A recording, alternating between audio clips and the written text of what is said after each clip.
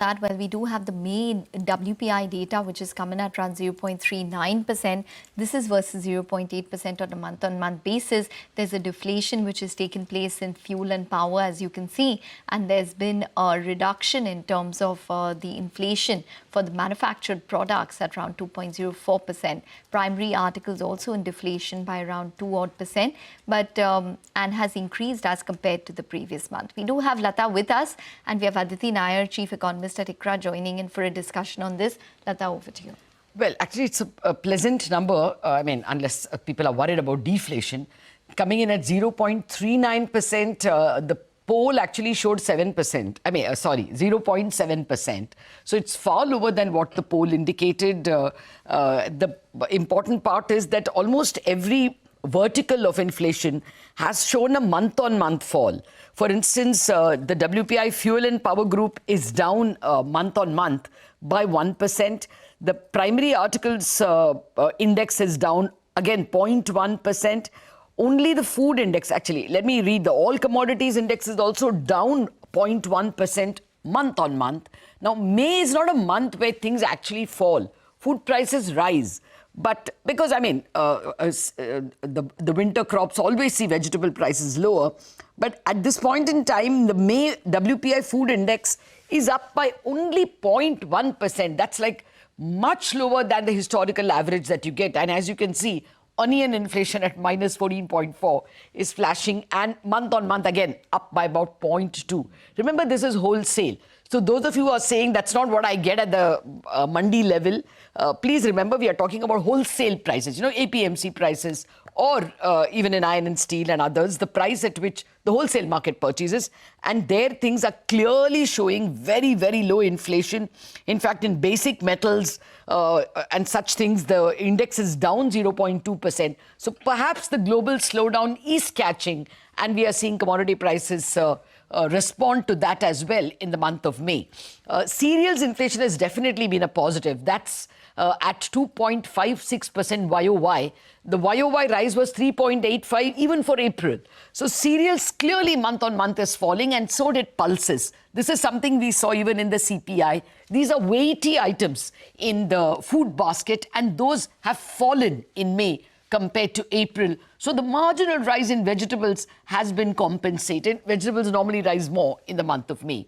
Let me toss it to Aditi Nayar, who has been waiting by. Thank you very much, Aditi, for your patience. Your thoughts, just 0.39, the poll was 0.7. Thank you, Latha. We were also at 0.7, and I must say that the undershooting is quite broad-based across all the major groups. We've seen the actual number coming in a little bit lower than what we had projected.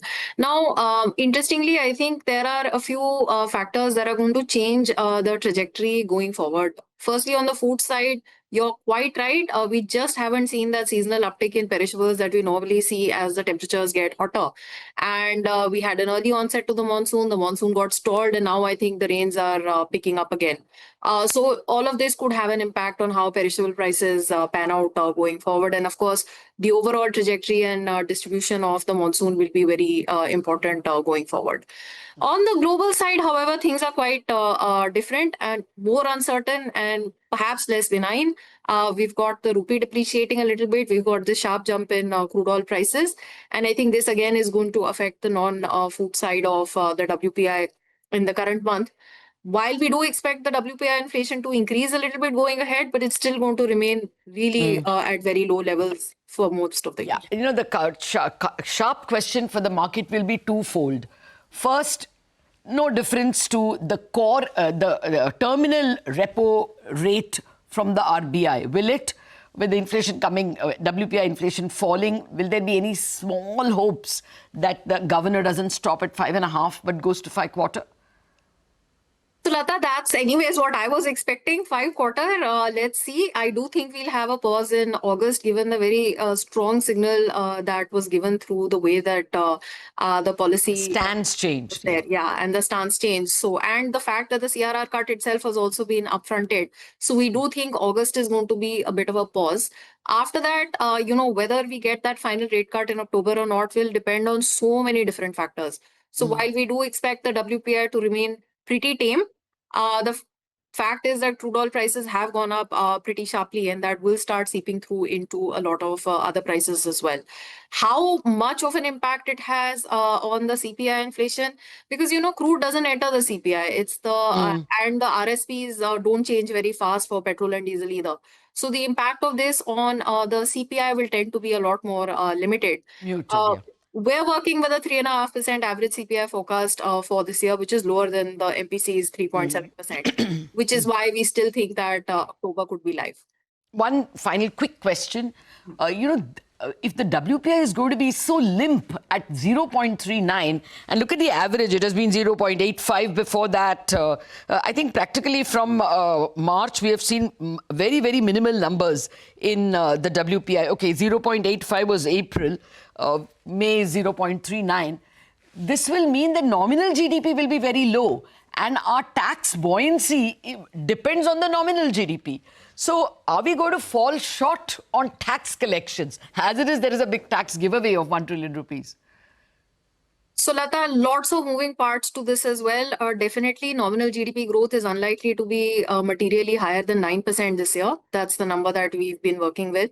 And if we look at the tax collections themselves, because of the large tax, foregone because of the income tax relief, we always had a little bit of a concern about whether the absolute number was going to be raised or not. But there is an underlying good news, which is that the actual nominal GDP base for last year is higher than what had been put into the budget. And because of that, the fact that we're now projecting a lower nominal GDP growth for FY26 is actually getting nullified. Okay. So it's more a question of the headline tax numbers, whether they're going to meet the target or not so much a GDP base issue. Yeah, to be fair, the GST collections have been very good. We had even 1 month of 13%, which is, of course, May, that got reported in April. And even thereafter, we got 11%. So perhaps moving parts, as you see. Thank you very much, Aditi Nayar, for joining us with your thoughts. Well, this is not a policy driving inflation number because CPI is the one that the RBI is mandated to look at. Nevertheless, the fact that this is so limp, at 0.39 indicates that the core inflation pressures are going to be very muted. Core inflation was 4.2 in the last number, but that was more because the base was 3.1 year ago. And it looks like going forward, even if it remains at 4, the continuing pressure of manufactured products inflation is simply not there. So long as we get a good monsoon, we are home and dry. So clearly the RBI is shifting its gear towards growth. Yeah, it has already shifted, but I don't think there's anything in this number to expect that they will go from 5.5 to 5.25. I think the governor was pretty clear that the space is very limited, which is why he brought the stance back from accommodative to neutral. Okay, all right, Latha, thanks very much for that. So that's the May WPI data standing at around 0.39%, lower than what our poll had thrown up and lower than the 0.8% figure in the previous month.